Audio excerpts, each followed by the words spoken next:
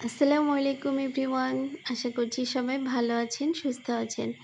Share করব হাতে মাখা ছোট মাছের চচ্চড়ি এবং বাজারের ফ্রেশ সবজি দিয়ে। তো আর কথা বাড়াচ্ছি না, চলে যাচ্ছি মূল রান্নাতে।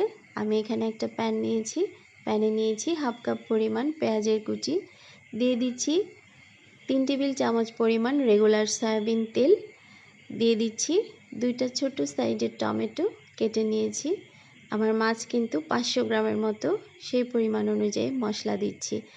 এখানে দিয়েছি হাফ চা চামচ পরিমাণ মরিচের গুঁড়া এবং তার থেকে একটু কম হলুদ এবং ধনিয়ার গুঁড়া।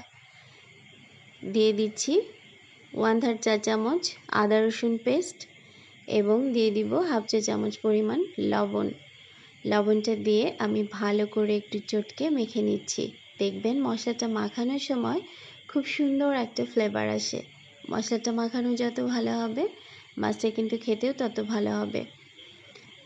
আমি ছোট মাছগুলো ভালো করে ক্লিন করে রেখেছিলাম, কেটে দিয়ে দিচ্ছি। এখানে বেলে মাছ, বাজারে যে কোনো ছোট মাছ দিয়ে কিন্তু এভাবে রান্না করলে খেতে খুব ভালো হয়। আপনারা এখানে যে কোনো ছোট মাছ ব্যবহার করতে পারেন। তো মশলার সাথে আমি মাছটাকে ভালো করে একটু আলতোভাবে মেখে নিচ্ছি। এর মধ্যে আমি দিয়ে দিব 1 কাপ পরিমাণ পানি।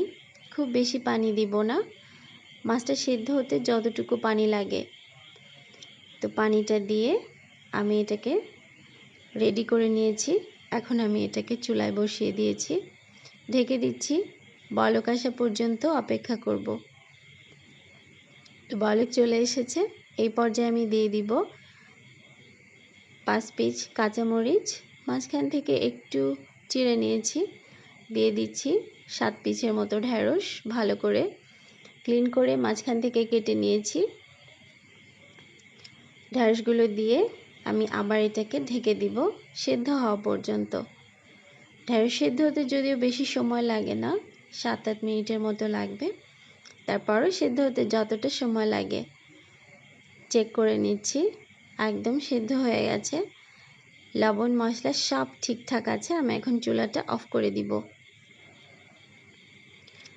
তো তৈরি হয়ে গেছে আমার একদম সহজ পদ্ধতিতে ছোট মাছের হাতে মাখা চচ্চড়ি।